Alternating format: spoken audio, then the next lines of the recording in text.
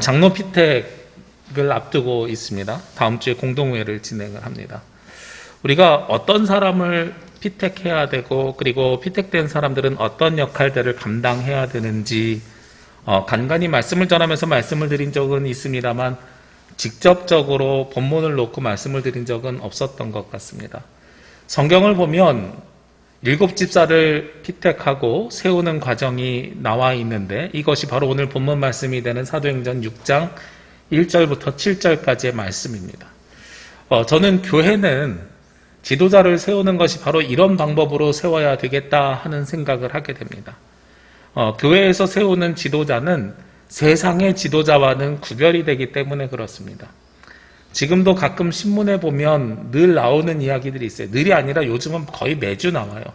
대통령의 지지도가 몇 %다. 그래서 많은 지지를 받고 있다. 아니 지지가 빠졌다. 뭐 이런 것들을 계속 수치로 보여줍니다. 교회 지도자들이 과연 그런 지지율로 우리가 이야기할 수 있는가? 저는 그러지 않다고 생각합니다. 왜냐하면 세워지는 이유도 방법도 그리고 세워져야 하는 모습도 모두 다 다르기 때문에 그렇습니다. 오늘은 우리 성경에 나와 있는, 그래서 교회를 세우는 리더십들이 어떻게 세워져야 되는지 말씀을 통해서 한번 함께 나누려고 합니다. 오늘 말씀에 보면 6장 1절에 지도자를 세우기 시작하는데 사실 그 전제를 우리가 알고 있어야 돼요. 5장의 맨 마지막에 42절이 그 전제입니다. 그들이 날마다 성전에 있든지 집에 있든지 예수는 그리스도라고 가르치기와 전도하기를 그치지 아니하니라. 여기서 그들이 누구냐면 예수님의 12 사도들입니다. 사도들이 예수님이 그리스도라는 것을 가르치고 전하는 일에 전념했는 거예요. 그런데 어떤 상황에서 전념했냐면 그 앞에 있는 40절 말씀에 보니까 그들이 옳게 여겨 사도들을 불러들여 채찍질하며 예수의 이름으로 말하는 것을 금하고 놓으니, 이렇게 이야기하고 있어요. 여기서 그들은 예수님을 핍박하는 사람들, 사도들을 핍박하는 사람들입니다. 그러니까 엄청난 핍박 속에서도 말씀을 전하고 있었다라는 거예요. 제가 창립기념주의를 앞두고 우리가 교회입니다라는 커다란 주제를 가지고 지금 말씀을 전하고 있는데, 이 교회에 세워져야 되는 리더십이 필요하게 된 이유를 한번 살펴보는 겁니다. 그런데 말씀을 자세히 보니까 제가 이 말씀을 준비하면서 초대교회 길을 묻다라는 책을 좀 봤거든요.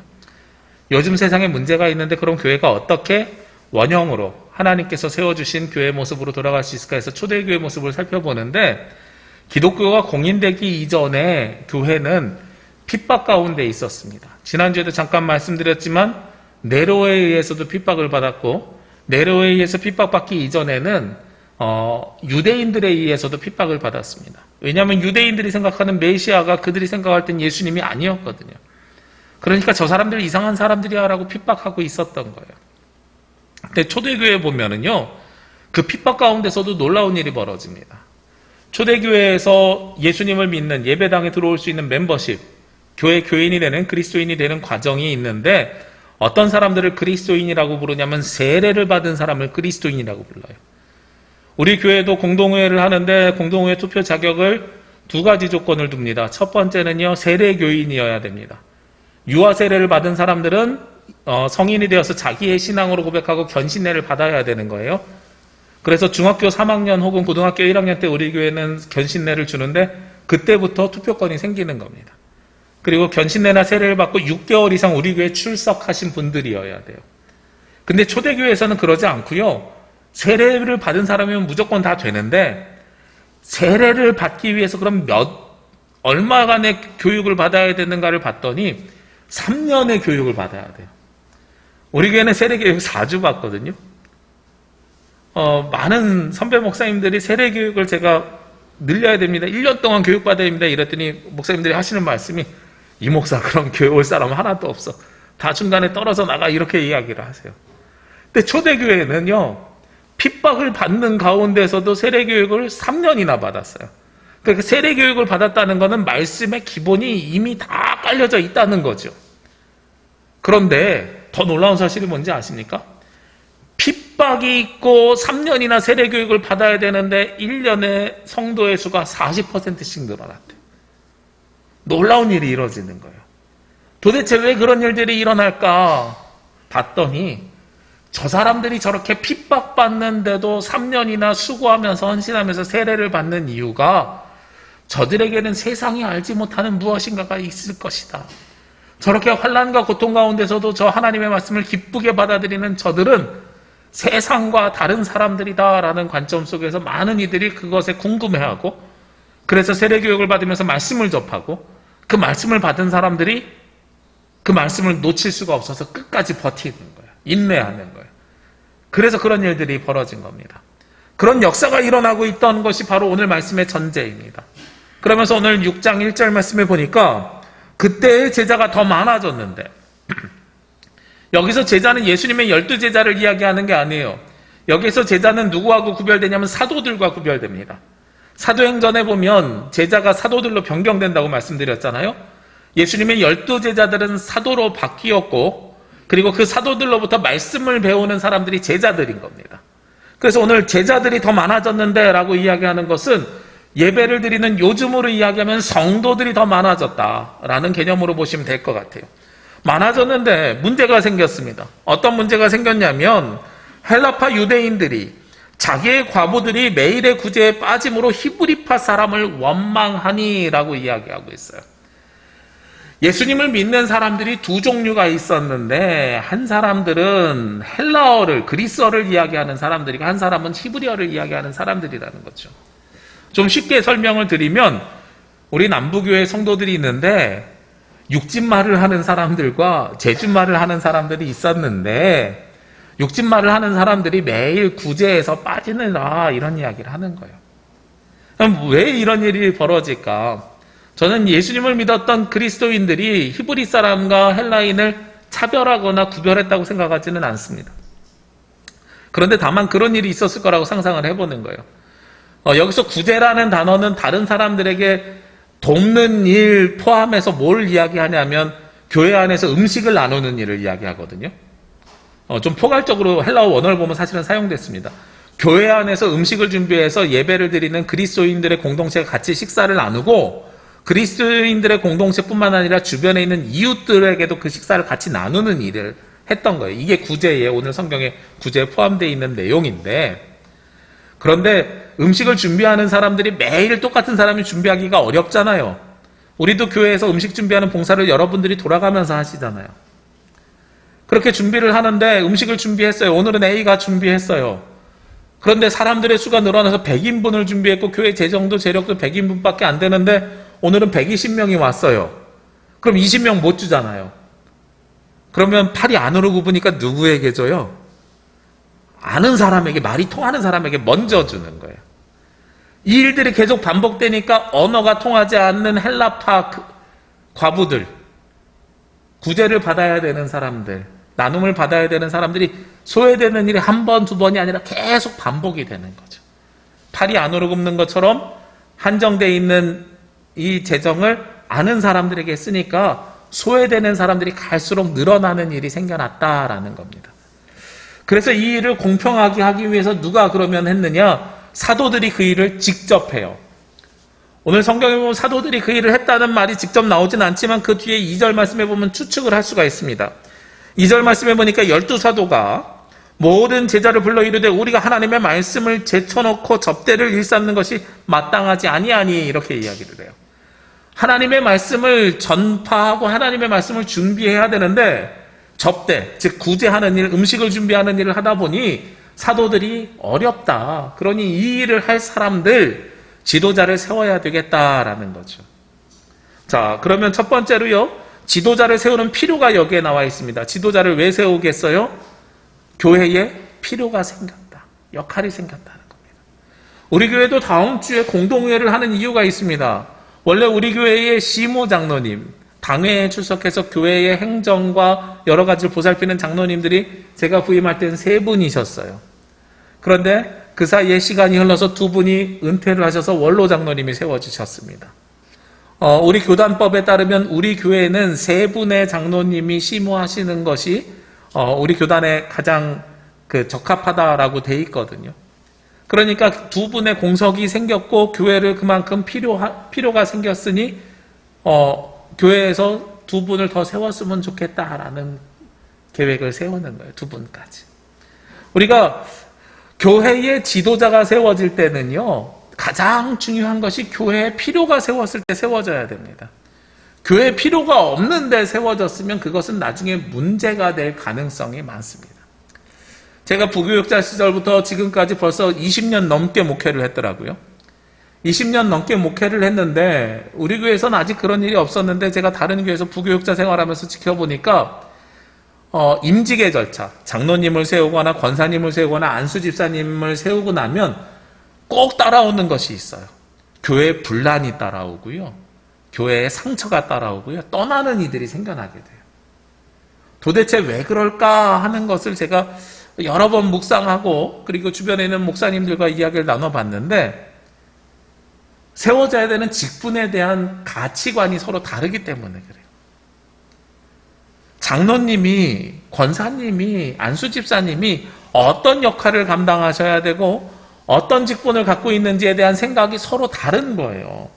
이거를 무슨 회사의 직위나 군대의 계급처럼 생각하면 나는 왜 이렇게 오랫동안 교회를 다녔고 열심히 했는데 왜 내가 저 높은 자리에 못 올라갔어? 이렇게 판단하기가 쉽습니다. 그런데 그렇게 판단하실 내용이 아니에요. 하나님께서 우리 남부교회에 지금 2021년에 필요하신 일꾼을 세우는 것이 임직의 과정이고 피택의 과정이지, 누가 연공서열이 더 오래되었고 나이가 많고 신앙의 연륜이 더 깊고 이런 것들에 의해서 순차적으로 되는 것이 아니라는 거예요. 우리 과거랑 요즘이랑 좀 다른 게 있어요. 제가 저희 아버지랑 말씀 나누다 보면 가끔 부딪히는 게 있는데, 뭐가 부딪히는 게 있냐면 저희 아버지는 옛날 분이셔서 야, 요즘 고등학교 입학만 하면 다 졸업하잖아, 문제만 안 일으키면. 우리 때는 하면서, 라떼는 하면서 옛날 얘기를 하시거든요. 유급이 있었어. 점수가 안 되면 졸업을 안 시켰단 말이지. 그래야 실력이 생겨서 나지. 이런 개념을 이야기를 하세요. 실력이 안 되면 유급되는 게 직분입니까? 아니라는 거예요. 그렇다고 시간이 지나면 다 졸업하는 것처럼 누구나 다 직분을 받는 겁니까? 아니라는 거예요. 직분의 첫 번째 조건은 교회의 필요를 섬길 사람들을 세우는 것이 교회의 첫 번째 직분을, 리더십을 세우는 전제 조건이라는 겁니다.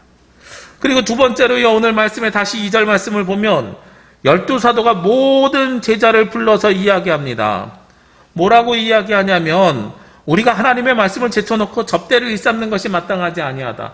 4절에 보면 다시 한번 강조하는데, 우리는 오로지 기도하는 일과 말씀 사역에 힘쓰리라.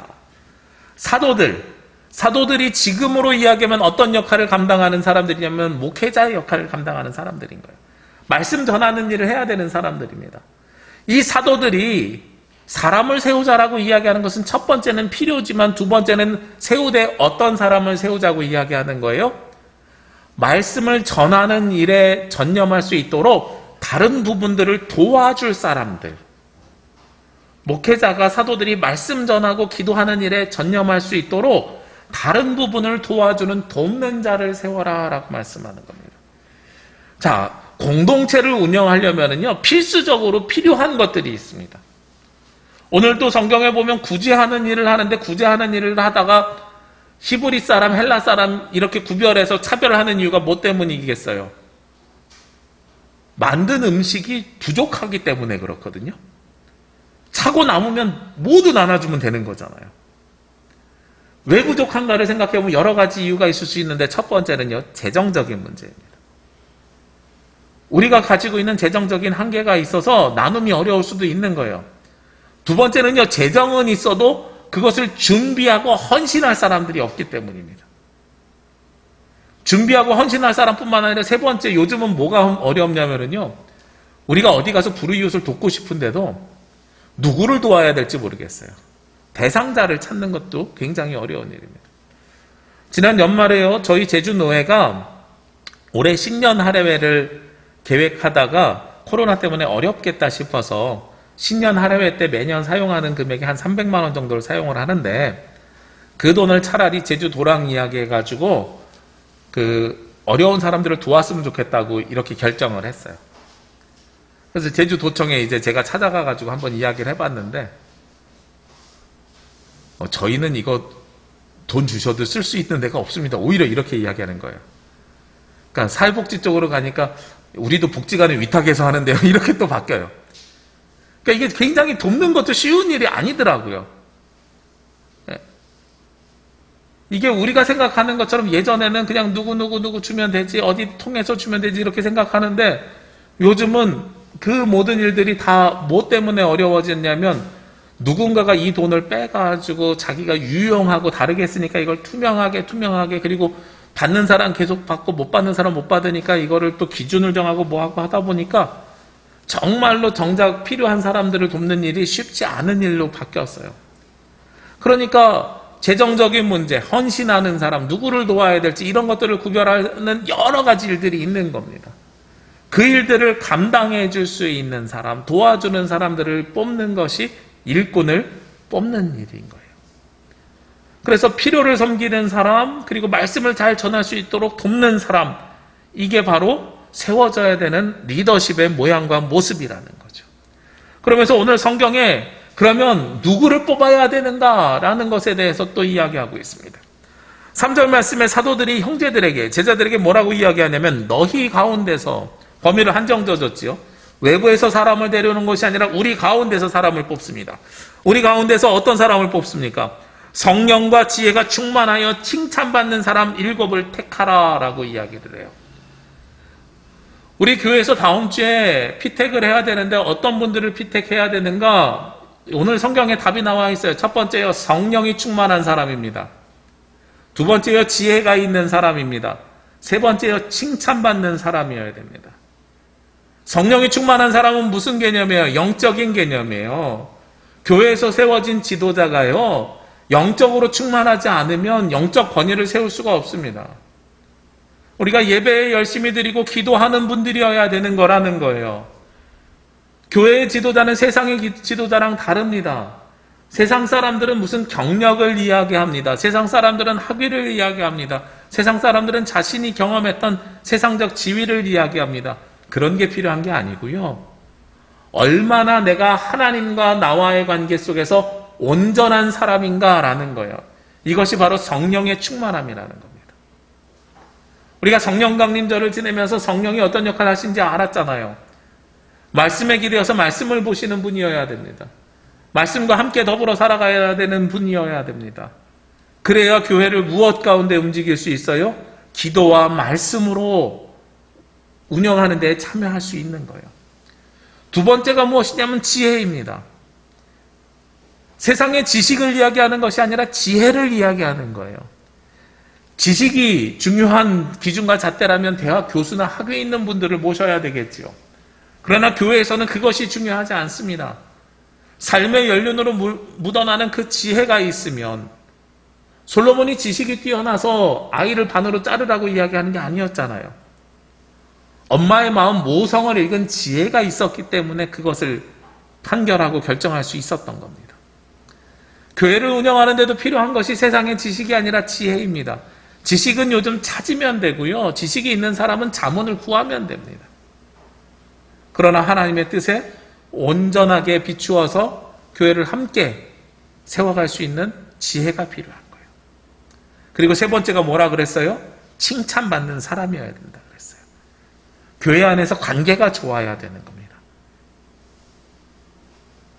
나의 독단과 독선으로 운영되는 것은 교회가 아니에요. 공동체라고 제가 늘 말씀드렸어요.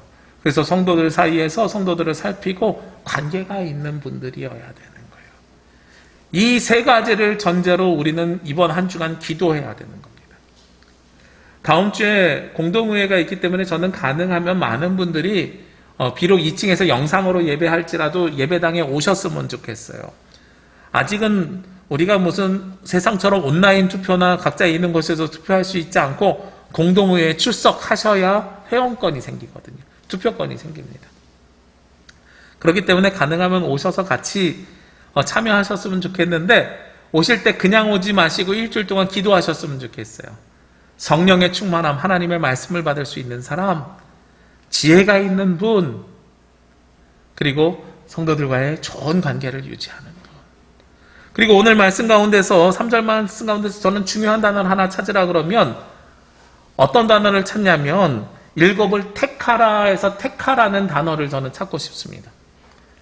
우리가 장로님을 뽑는 과정을 선출한다, 선거한다라고 표현하지 않습니다. 우리 유상근 장로님 기도하셨지만 피택하는 과정입니다. 이 피택이라는 단어에 굉장히 중요한 의미가 있습니다. 피택이라는 단어는요, 하나님으로부터 선택을 받은 사람이라는 거예요. 그런데 오늘 성경에 보니까 형제들로 하여금 택하라라고 이야기하거든요. 그러면 하나님으로부터도 선택받았지만 누구로부터도 선택받은 사람이어야 돼요? 성도들로부터 선택을 받은 사람입니다. 선출이 된 사람이 아니라 선택을 받은 사람이라는 거예요. 이게 굉장히 다른 개념입니다.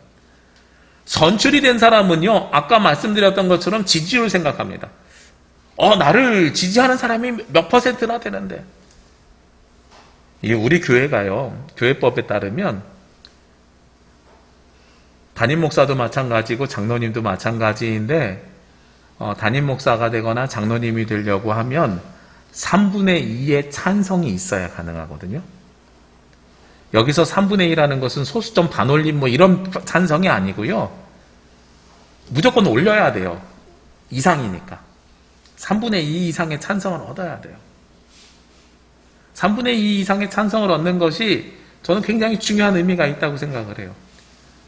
그렇게 해서 피택이 됐어요. 나 교인들의 66% 이상이 나를 지지해서 내가 됐어. 교회 지도자 중에 66% 이상의 지지를 안 받은 사람이 어디 있어요?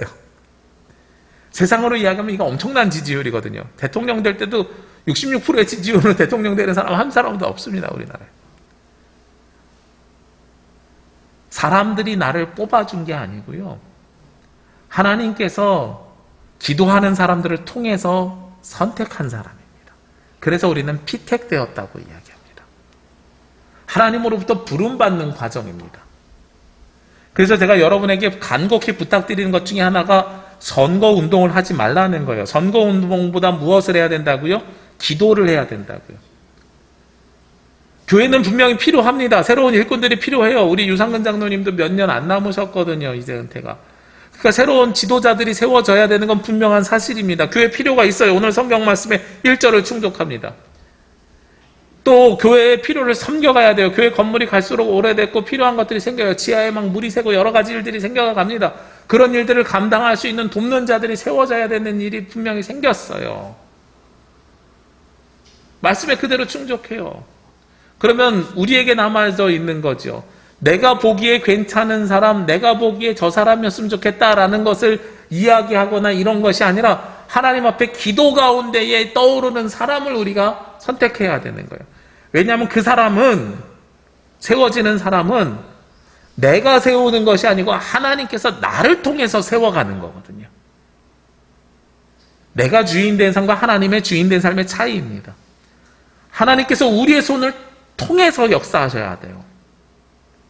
우리의 손을 통해서. 어떤 분으로요? 성령이 충만하신 분, 지혜가 있는 분, 칭찬받는 분. 그렇다고 해서 또 피택되지 않은 분들이 그러면 그분은 성령이 안 계시고 지혜가 없고 칭찬을 못 받았다 이런 개념이 아니에요. 지금 교회에서 필요한 분이 아니라는 거예요. 그런 차이가 있는 겁니다. 그래서 피택이 되어야 하나님의 역사하심이 우리 교회 위에 임재하게 되는 겁니다. 제가 오늘 말씀을 준비하면서요, 장로님을 세우는 교회가 아니라 리더십을 세우는 교회라고 말씀을 드렸어요. 왜냐하면 이 리더십 속에는 꼭 장로님만 포함되지 않기 때문에 그렇습니다. 교회가 세워야 되는 여러 가지 직분들이 있음을 여러분들은 아실 겁니다. 그리고 그 직분들도 각자 고유의 필요와 그리고 또한 그 직분들의 역할이 있다는 것을 여러분들이 기억하셔야 됩니다. 교회는 여러 가지 리더십들이 있습니다. 저와 같은 목사의 리더십이 있고요. 그리고 우리 장로님들과 같은 장로의 리더십이 있고 권사의 리더십이 있습니다. 그리고 안수 집사의 리더십이 있고 일반 서리 집사의 리더십이 있습니다. 우리 교회는 제가 부임한 이후로는 사역 신청서를 제가 쓰게 여러분에게 부탁을 드리거든요. 매년 연말에. 기억하실 겁니다. 서리 집사는 매년 1년에 한 번 임명하는 거예요. 그래서 올해 집사님이었다가 내년에 집사님이 아닐 수 있어요. 근데 집사님을 제가 세우는 기준이 무엇이냐면 우리 교회에 출석하신 지 일정 기간이 지나시고 세례를 받으신 분들 중에서 사역을 신청하신 분들이에요. 제가 1년에 한 번이라도 청소를 하겠습니다. 성경 봉독을 하겠습니다. 어떠한 일들이든지 작은 일들을 1년에 한 번 이상 섬기겠습니다라고 신청하신 분들이. 왜냐하면 집사라는 직분 자체가요, 어떤 직분이냐면 교회를 섬기겠다는 직분이 바로 집사거든요. 그래서 청소를 하든 예배위원으로 참여를 하든 성가대에서 찬양을 하시든 교사로 봉사를 하시든 어떠한 모양과 모습으로라든지 교회를 섬기는 분들이 집사의 직분입니다. 그러면 안수 집사는요? 안수 집사는 서리 집사랑 다르게 안수를 받아서 세워진 집사예요. 이게 뭐가 다르겠어요? 항존직이라는 거예요. 죽을 때까지 그 직분이 유지돼요. 매년 임명을 받는 것이 아니라 나는 죽을 때까지 교회를 섬기겠습니다라고 작정하신 분들에 한해서 주어지는 것이 안수 집사인 거예요. 그러니까 나 한번 해볼게요라고 도전하는 개념이 아니라 나는 죽을 때까지 이 일을 할 수 있어요라는 분들이 안수 집사님들입니다. 그럼 권사님들은요? 나이 있는 여자분들이 권사님이십니까? 아니죠. 권사의 직분도 우리가 분명하게 알아야 됩니다. 권사님들은 보통 우리가 뭐라고 불러요? 교회의 어머니라고 부르고 기도의 어머니라고 불러요. 권사님들의 첫 번째 조건은요, 교회를 위해서 기도하시는 분들이어야 돼요. 그리고 원래 권사라는 직분은 성경에는 나와 있지 않습니다만 교리적으로 세워진 직분이거든요. 교리적으로 어떤 역할을 감당하라고 세워졌냐면 교인들을 두루 보살펴서 권면하는 역할을 하는 게 권사님이에요.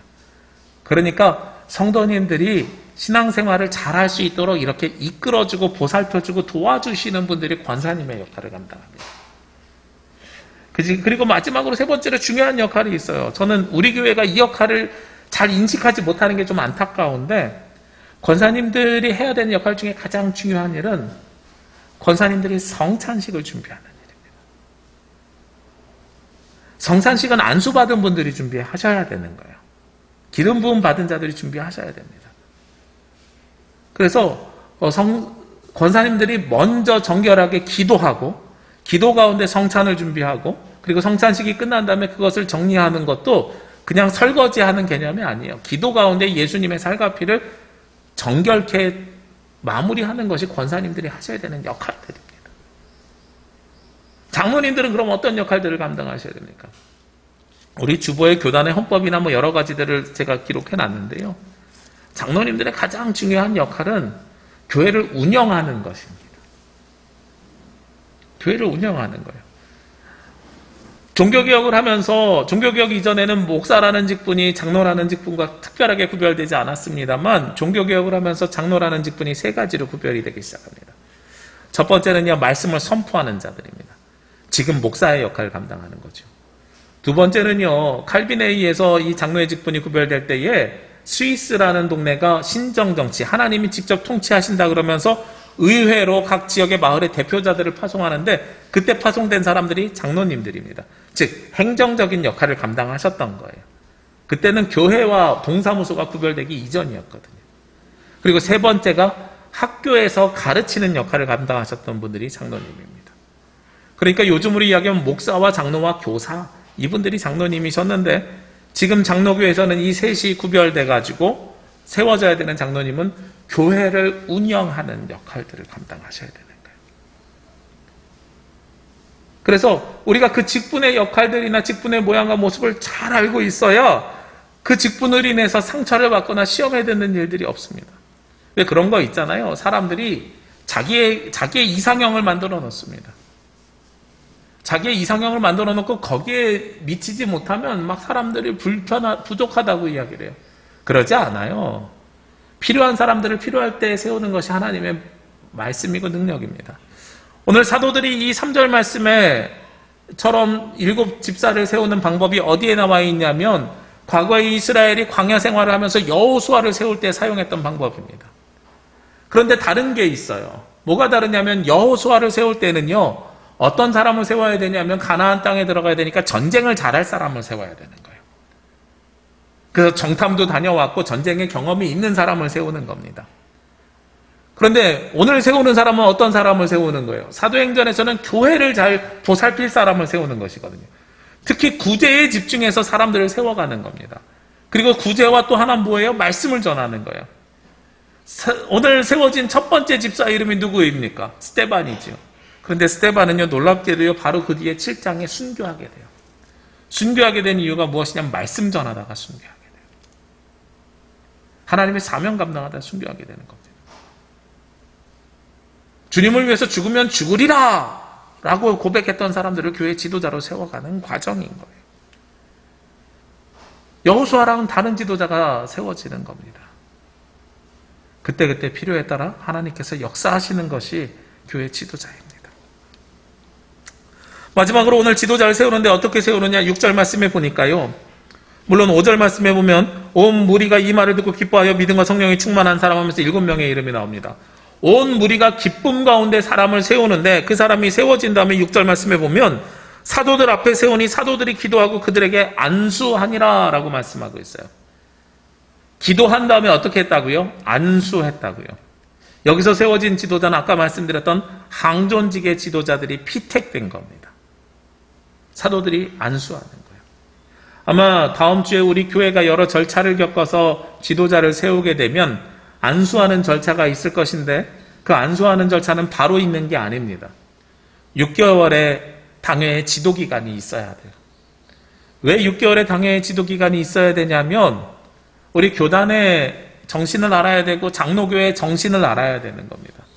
그리고 말씀으로 우리가 채워져야 되는 겁니다. 이러한 과정들을 겪으면서 세워지고 그리고 6개월이 지난 다음에 노회에 청원을 해서 노회에서 허락을 하면 그때에 안수례를 하면서 장로님이 장립되는 겁니다. 우리가 이런 과정들을 겪어야 되는 거예요. 저는 권사님, 안수 집사님들도 비슷해야 된다고 생각합니다. 우리가 시간이 돼서 나이가 돼서 되는 것이 아니라 가지고 있는 가치관을 일치시키는 과정이 있어야 돼요. 그것이 양육의 방법일 수도 있고요. 우리가 기도하는 방법일 수도 있습니다. 이러한 과정들을 겪으면서 세워져 갔을 때에 어떤 분들이 세워지냐면 성령이 충만하고 지혜가 있고 칭찬받는 사람들이 세워져 갈 수 있게 되는 겁니다. 자, 그렇게 항존직이 세워졌어요. 그리고 난 다음에 오늘 성경에 보니까 마지막에 말씀이 어떻게 끝나요? 7절에 보니까 하나님의 말씀이 점점 왕성하여지고 예루살렘에 있는 제자의 수가 심히 더 많아지고 허다한 제사장의 무리도 이 도에 복종하느니라. 하나님의 말씀이 점점 왕성하여진대요. 왜 하나님의 말씀이 점점 왕성하여지겠습니까? 사도들이 무엇에 전념할 수 있게 되었어요? 말씀과 기도하는 일이요. 돕는 자가 세워졌을 때에 하나님의 말씀이 더욱더 깊이가 있고 은혜가 생기는 겁니다. 그리고 두 번째로 보니까 예루살렘에 있는 제자의 수가 심히 더 많아진대요. 교회가 그 본질을 감당하기 시작하면서 말씀을 배우는 사람들이 늘어나는 거예요. 아까 말씀드렸죠. 여기서 이야기하는 제자는 예수님의 제자가 아니라고요. 여기서 이야기하는 제자들은요, 요즘 이야기하는 성도들을 이야기합니다. 근데 요즘 이야기하는 성도들과 다른 것은 초대교회 사람들은 세례받는데 몇 년이 걸려요? 3년이 걸려요. 하나님의 말씀을 배우기 위해서 세례받기 위해서 갈망하는 자들이 늘어난다는 겁니다. 그리고 그 다음에는요, 허다한 제사장의 무리. 많은 제사장의 무리가 이 도에 복종하기 시작합니다. 제사장들은 기본적으로 무엇을 믿는 사람들이었어요? 유대교 율법을 따르는 사람들이었어요. 자신들의 틀을 가지고 있었던 사람들입니다. 같은 하나님이었지만 예수 그리스도를 믿지 못했던 사람들입니다. 당시 사회 기득권층이었습니다. 그런데 내가 주인 된 삶을 무너뜨리고 예수 그리스도를 영접하는 사람들이 늘어나기 시작하는 겁니다. 이 일들이 어떤 일 이후에 일어난 거예요? 지도자가 은혜 가운데 세워진 후에 벌어지는 일입니다. 저는 우리 교회도 이렇게 되기를 꿈을 꿉니다. 우리 교회에 필요한 때에 필요한 지도자가 세워져야 되는 거예요. 그래서 우리 성도님들에게 정말로 간곡하게 부탁드립니다. 우리가 세우지 말자고요. 하나님께서 우리를 통해서 역사하실 수 있도록 우리가 기도와 간구 가운데 준비하시자고요. 하나님께서 우리를 통해서 역사하실 수 있도록 우리가 이 말씀에 비추어서 준비를 하시자고요. 어떤 분들이 세워져야 된다고요? 성령이 충만하고 지혜가 있고 칭찬받는 사람. 그러나 이 세 가지가 충족됐더라도 지금 교회에 필요하신 분이 세워져야 돼요. 구제가 필요하다면 구제하시는 분, 교회를 섬기는 분이 필요하다면 교회를 섬기는 분, 재정이 필요하다면 재정적으로 도울 수 있는 분, 어떤 것이 될지 모르겠어요. 그것도 우리가 어떻게 해야 돼요? 기도 가운데 응답받아야 되는 거예요. 그래서 저는 지도자가 세워지는 이 과정들을 통해서, 리더십들이 세워진 이 과정을 통해서 그 누구도 상처받지 않았으면 좋겠고요. 나의 욕심으로 세우면 내가 되어야 되는데 안 됐다, 이건 상처예요. 누구도 될지 몰라요. 그리고 아무도 안 될 수도 있어요. 그리고 우리가 생각하지 못하는 분이 될 수도 있어요. 이 모든 것들이 다 기도 가운데 하나님께서 우리를 통해서 역사하시는 역사이고 은혜임을 믿으시기 원합니다. 그래야 서로 은혜로운 지도자가 세워질 수 있습니다. 그 누구도 상처받지 아니하고 온전한 하나님의 뜻에 합당한 지도자가 세워지기를 원합니다. 그래서 교회가 갈수록 성장하고 부흥하고 교회 필요를 섬겨감을 통해서 이 땅에 온전한 그리스도의 빛이 드러나고 우리가 소금의 역할을 감당해 나가기를 원합니다. 우리 이번 한 주간 그 누구보다도 열심히 기도해 주시길 부탁드리고요. 그리고 기도 가운데 세워주시는 하나님의 역사심이 우리 남부교회에 의해 드러나기를 주의 이름으로 기도합니다. 기도드리겠습니다. 거룩하시고 은혜로우신 아버지 하나님 감사합니다. 하나님께서 오늘도 은혜 주시고 말씀 주시고 생명 주심에 감사합니다. 주께서 주시는 이 은혜가 우리를 통해서 하나님의 은혜가 드러나기를 원합니다. 우리를 통하여 하나님께서 역사하여 주옵시고 하나님께서 필요한 일꾼을, 성령이 충만하고 지혜가 있고 칭찬받는 일꾼을 세워갈 수 있도록 도와주시옵소서. 사람의 생각으로 세우는 것이 아니라 주님께서 역사하여 주셔서 귀한 일꾼이 세워질 때에 하나님 나라가 이 땅에 우리 교회를 통하여 이루어질 수 있도록 인도하여 주옵소서. 이 모든 말씀 예수님의 이름으로 기도합니다. 아멘.